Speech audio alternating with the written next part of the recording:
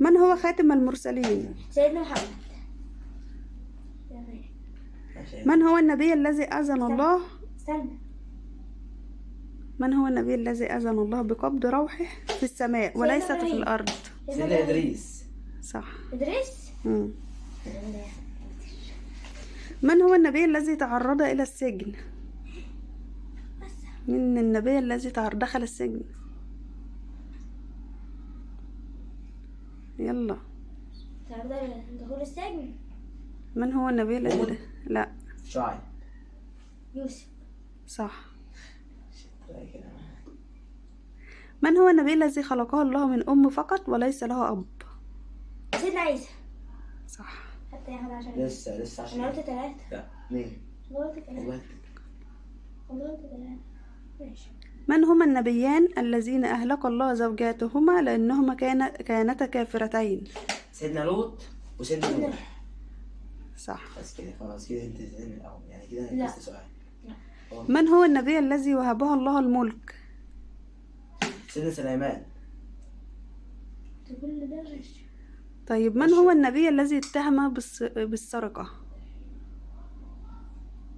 من هو النبي الذي اتهم بالسرقة؟ سيدنا إسماعيل. لا. سيدنا صالح. غلط. بس كده. قول يا كريمان. مش عارفة. سيدنا يوسف عليه السلام. كده. نبي أرسله الله إلى فرعون حتى يؤمن بالله سيدنا وينقذ منه بني إسرائيل، فمن هو؟ سيدنا يعقوب. نبي الله مين؟ لا. عيسى. لا. موسى. سيدنا موسى. صح.